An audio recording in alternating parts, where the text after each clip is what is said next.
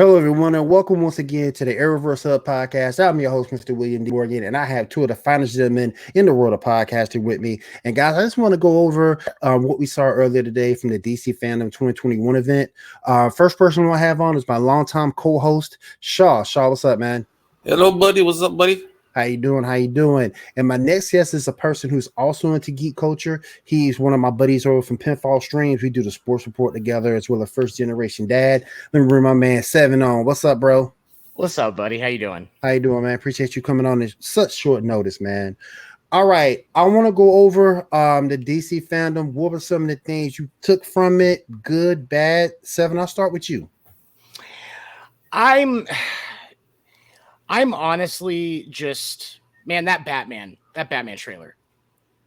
I have said for a long time that Robert Pattinson does not get the respect that he deserves. If you ever want to question whether or not Pattinson can act, go watch the movie Remember Me. It's Pattinson, Pierce Brosnan, and Chris Cooper.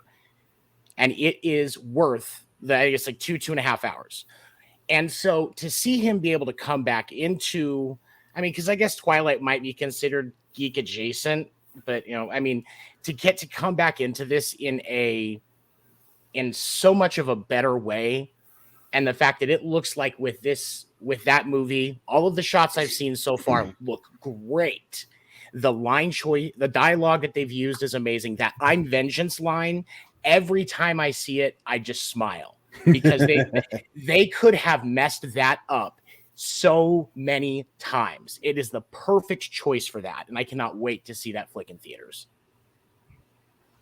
Well, what are some of your takes to DC Fandome, Shaw? I like the Flash thing. That was pretty good, though. The whole stuff Ezra Miller, blah. There's definitely a lot of good stuff in it.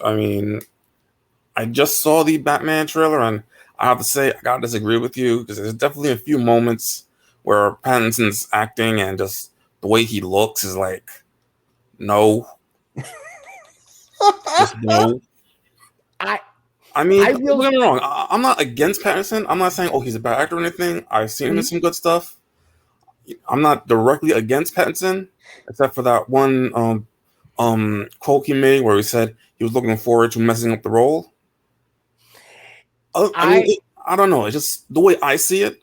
It looked a little cringy at some points. Now, Zoe Kravitz, on the other hand, before I wasn't behind her, now I am. Yeah. Yes, sir. I love that. It looked really good. No pun intended.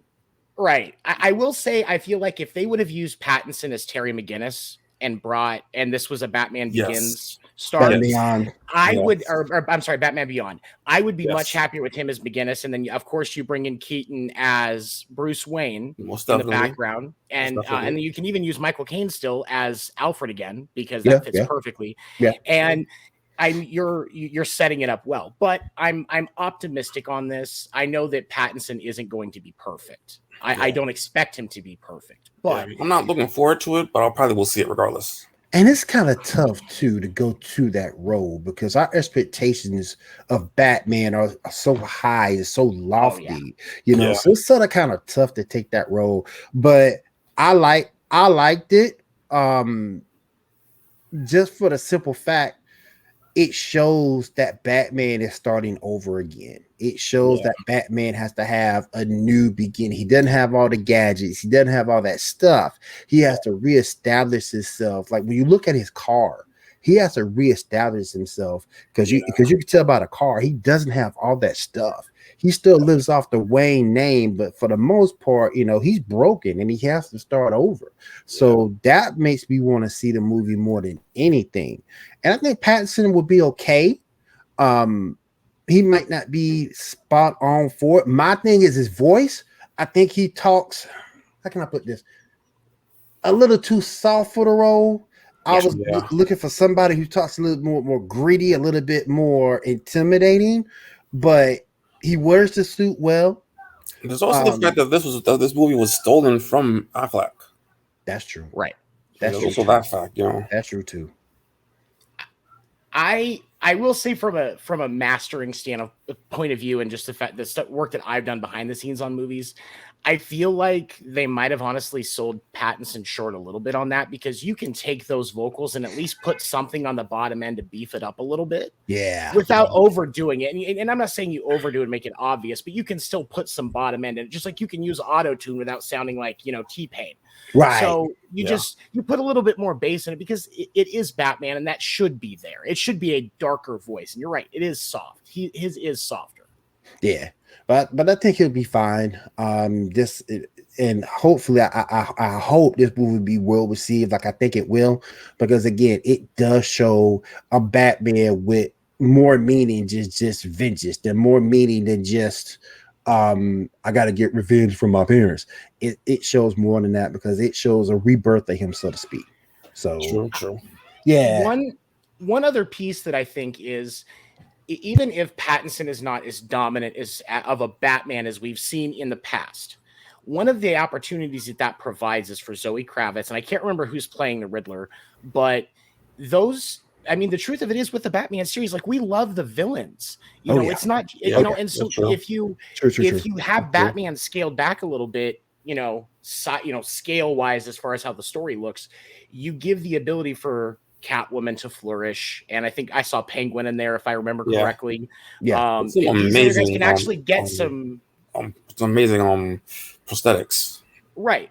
It gives you the ability to really show more of the story, and it's not so much about Batman, it's about the story that Batman is in, which I think is a good way to go if DC really wants to be able to build out that movie universe off of the few successes they've had so far. Yeah. I don't know if having the Riddler as the main villain for the first movie is a good idea, though. I don't disagree with that. Yeah, I don't disagree with that. I mean, I like the Riddler, but I don't know if he's first movie worthy,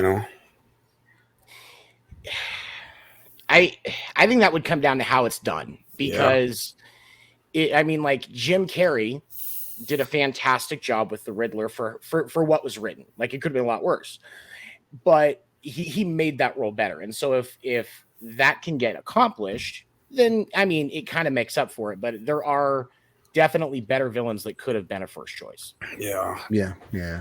Like Two-Face could have been good, or most definitely. Poison Ivy. Yeah. I want good Poison Ivy again. I miss it. She's the reason I have a thing for redheads. Yeah.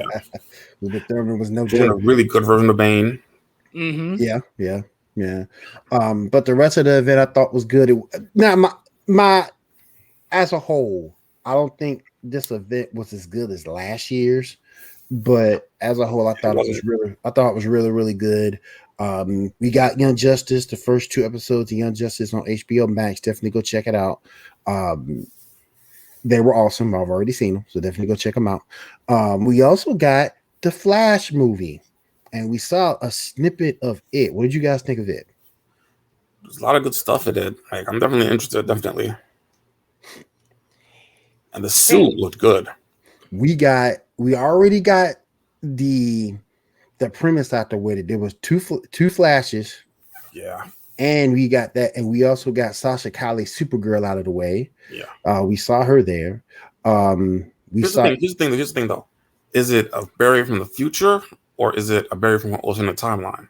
Facts. That's a good That kind of seems like what it is. Yeah. Like, maybe Barry comes back in time, changes things, and then he sees the Barry of that timeline. They do it like that, maybe. Oh yeah. They've done the Flash well for the most part, especially with the TV series up to this point. And so I think that the expectation for that is going to be high. Not as high as it is going to be for Batman, but it's still going to be high, because the Flash up to this point has been one of the few things that DC has gotten right. And so if you mess this up, you're gonna have a hard time recovering, I think, if you're DC. So I like, you raise a good question. I think it'd probably go Ultimate Timeline. Yeah. They got they got a chance to fix a lot of stuff with this movie, by the way. Yeah, they got a chance to fix it. So they got to get it right. Funny thing is that because of this movie, this is why the Snyderverse thing doesn't make sense, because that stuff isn't going to happen, because it's getting changed right now with the Flash movie. Right. So they have they got a chance to really fix this, fix the timeline. Hopefully they don't mess it up. We also got to see Harley Quinn. Mm-hmm. What you guys think? What you guys think about Harley Quinn? Looks good. Looks good. I mean, it's in early stages and stuff. We'll see it sooner or later. We got a chance to see Supergirl doing her little send off, her little end video with the whole crew there. So that was cool. I will miss Melissa, man. I will miss her. I love Melissa. We saw a punk husband there too, but I digress. I don't like Chris. Let me stop.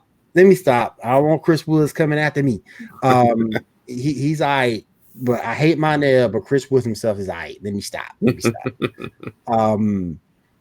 What else? The Black Adam trailer. What's on that? Yes. What you guys think about that Black Adam trailer? Interesting. Pew, pew, pew, and everything bounced off him. That was kind of cool. He should do a good job on that. We also saw Shazam. Yeah, that was pretty good. Yeah. I'm looking forward to that one. Yeah. Yeah. So Lucy Liu and Helen Mirren are gonna be the villains. That's gonna be interesting. Yeah. Yeah. I like Helen Mirren when she's a villain. She does a great job. So I'm looking forward to that one. Lucy Liu is always Lucy Liu. Yep. Oh, always. Oh yeah, she's great. Always, she's fantastic. We saw a little bit of Superman and Lois. And we got a chance to look at the set of Superman and Lois. They're coming back for another season. I like that show. I really like it because it gives a human version of Superman. So I really like that show. We also got a little respect going to Wonder Woman, her 80th anniversary. Saw Linda Carter. That woman is gorgeous. She's got what, 63, 64, something? Damn. Yeah, definitely. She's definitely one of those that is aged like fine wine. Like, mad respect to her. She looks fantastic. And she's a very talented actress. So I love it. Oh my gosh, man. Yeah. She's amazing. We got to see her. We got to see Patty Jenkins in that too. I ain't got a problem with Wonder Woman 1, but Wonder Woman 2. Yeah. Got left to be desired. That was a big old that was a big wish movie. We wish. Yeah. We wish it made the sense. action was decent. Exactly. Boy, it was kind of stupid. Yeah. It's like there were easier options. Like, why would you put Steve's soul in some person, like controlling dude, when you could just brought him back? Right. I mean, it's not like things weren't just materializing anyway, you know? Facts, and it's comics. And so don't nobody stay dead in comics. Yeah. You can that's the great thing about comics. You can retcon anytime you want and nobody says a thing. Yep. Like, the damn gold armor was stupid. Yeah. That was dumb. I feel that was kind of forced too. Yeah, definitely. I mean, they could have just tied that into the wish though, and have her wish to get the armor. Introduce it, and then have her wish for it. Have it be a magic armor or something. Yep. And I thought the stuff for Cheetah was looking kind of bad too. Yeah, that's probably why they put it in darkness. Yeah, Gal is still my girl. I still love Gal. I don't blame her. Gal still love her, but man, come on. Yeah. Then we also got anything else that went down. We saw Wonder Woman 19. We saw Wonder Woman 1980. We also saw Milestone Comics. We saw that. And the one thing I will say about this fandom that I've never really seen a company do, they focused on this of people of color, and I loved it. You talked to some people over Millstone Comics. They talked to those guys. You saw Icon, you saw Rocket, you saw Static. All those guys are being redone with new books. They're out now. They also got a feature-length movie coming down the turnpike. So to see Icon again, because you're only seeing Icon once, and that was in Young Justice as far as major media. So to see him back, to see Static, and hopefully we get the Static from that universe, not the DC verse. Was he not in Justice League Unlimited? That's what I'm saying. In Young Justice, but he wasn't in Unlimited. Wow. I mean, considering that they had literally everybody that, even Animal Man. I mean, wow. Go back and think about it.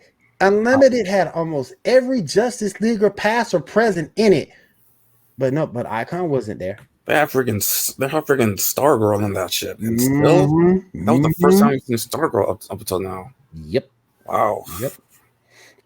But to have you saw him in Young Justice, you saw Rocket in Young Justice, and that's been it. They're freaking Shining Knight and freaking the dude with the cowboy dude, and they didn't have Icon. Yeah, no Icon. No, that's blows my mind, man. They took instead of Icon, you had Steel. You had your Green Lantern, of course. And you had Vixen. Yeah. So maybe it was a rights thing because they didn't have any other Milestone characters there, so maybe it was that. Maybe. Yeah. Remember there was some rights issues back then.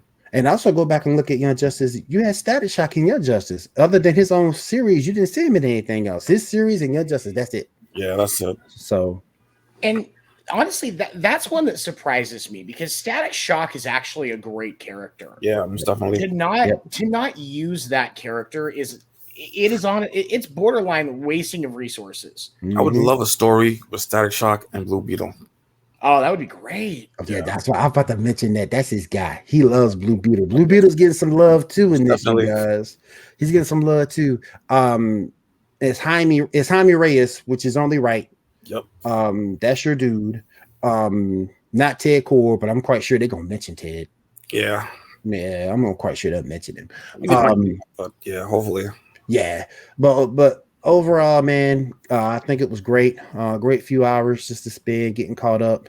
If you guys hadn't checked it out yet, it's still available online. I believe I saw it on Facebook. It's on their website already. Okay.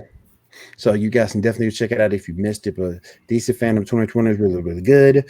Me and Seven will talk about gaming chairs earlier. Go to Secret Labs right now. They have a whole line of DC Fandom chairs ready to go. The Batman chair's ready. The Joker chair's ready. They call it a Superman chair, but it's really Supergirl because it's her logo.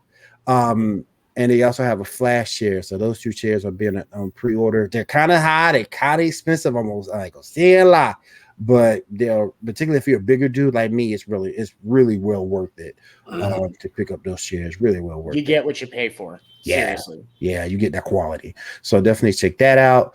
And I'm trying to think, is there anything I'm missing, Shaw? Video games, I think. Yeah, we got Gotham Knights. We did see the trailer, but no gameplay. Yeah, no gameplay. Yeah. It's going to be the story of the Court of Owls, but they're going to do more with it, apparently.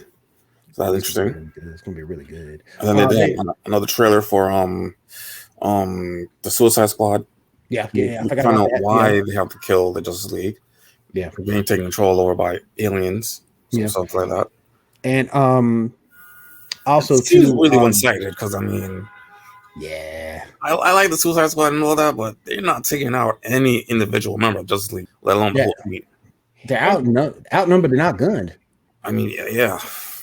The Suicide Squad as a series is I really liked it, but when they've got to pick, and this is my fear with this is it's going to go back to the problem you had in the first one, where there is no connection to what's supposed to be the villain in that story. Because that buildup was just so horrible. If they fall back into that, they're going to completely lose the ability to do this again for a while, and they're going to have to reboot it in a decade. And hope they don't mess it up. Agreed. You know? Agreed. We also got a little bit of a taste of the Injustice movie. I got a little sneak peek of it, and I don't know if you watched that link I sent you, Shaw. I saw it. See, I actually like the movie, and I understand why the ending was the way it was. I hated that ending. So seven. I still got that. I'll send that to you too, because I still got that. Was it the anticlimacticness of it, or I mean, I get that. Yeah, he's like, okay, I give up like really easily like that. I get that. I get why that would upset you, but I kind of understand. Lois Lane and all that. You know what I mean? I was just expecting more from it. That's all. Yeah, I get that. That's all. But nobody cared about freaking the Flash. He died. Right. Anything after that? Right. But outside of that, you also didn't do the whole Captain Marvel death. No.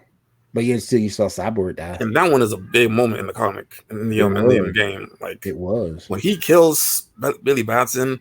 That's the moment where a lot of them are like, okay, this may not be a good idea. That was the moment Flash turned. Yeah, the moment where they're like, you may be the villain now. Mm-hmm. Yeah, that's the moment a lot of them turn. Yeah, they got a similar moment where he kills a bunch of people that are like masquerading as the Joker and stuff. So yeah, a similar thing there. Yeah. So, but other than that, man, fellas, I thought it was a good event. What grade would you guys give it? Yeah. Comparing it to last year's, I guess I'd give it a 6.5. Maybe 7, maybe. Okay. What would you get? Really nice, I'll go 7. I was like, yes. Like, and honestly, like, I'm kind of where he's at, like, a C grade, like a 7, 6, high, like 6.9 to 7, like we're right in there. Yeah. And I, especially compared to last year, you know what? Forget it. 6.5. Yeah, I agree. All right, guys. We will be back later for the Geek Gauntlet podcast over on William Morgan Media on twitch.tv. So definitely check us out 10 p.m. Eastern. 7, thank you for joining us at the last second, man. I appreciate you coming on. Shaw, thank you as always. I appreciate you. Mm-hmm. And guys, that's going to do it for us here at the that's going to do it for us at Airverse Hub podcast. We'll see you guys later. Everyone have a great week and take care. Peace. Have a good night.